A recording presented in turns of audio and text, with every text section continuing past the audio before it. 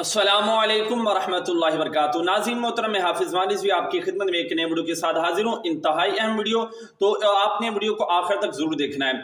नाज़रीन मोहतरम, आपको बताऊं कि आप तमाम हजरात जानते हैं कि इस्लामाबाद के अंदर कॉन्फ्रेंस होनी थी, और इस कॉन्फ्रेंस की मकबूलियत का अंदाज़ा आप इस बात से लगा सकते हैं कि इस कॉन्फ्रेंस में जाने के लिए कारकुनान ने पहले से ही जो है वो टिकटें वगैरह करा कर रख ली थी।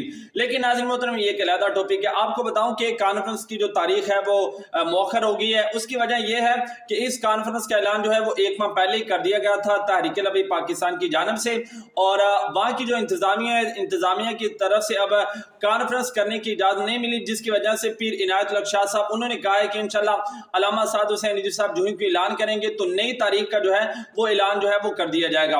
और नाज़रीन मोहतरम, नज़रिया पाकिस्तान जो कॉन्फ्रेंस है जो इस्लामाबाद के अंदर होनी थी, आपको बताऊं कि ये कोई आम कॉन्फ्रेंस की तरह कॉन्फ्रेंस नहीं थी, बल्कि इस कॉन्फ्रेंस ने जनाब तहरीक लबी पाकिस्तान की पावर जो है वो शो करवानी थी। जी या नाज़रीन मोहतरम।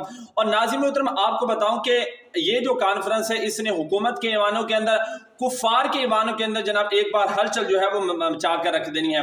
पीर इनायत उल हक शाह साहब ने फरमाया है कि इंशाल्लाह ये कॉन्फ्रेंस हमने करनी जरूर है, अगरचे हमें एक दो दिन या कुछ दिन जो है वो लेट भी करना पड़ा या आगे पीछे कुछ दिन करने पड़े, तो इंशाल्लाह हम कॉन्फ्रेंस जो है वो जरूर करेंगे। बाकी उन्होंने कहा कि इंशाल्लाह अल्लामा हाफिज साद हुसैन रिजवी साहब के कहने पर इंशाल्लाह नई तारीख का भी ऐलान कर दिया जाएगा, तो तमाम कारकुनान जो है वो अलर्ट हो करें।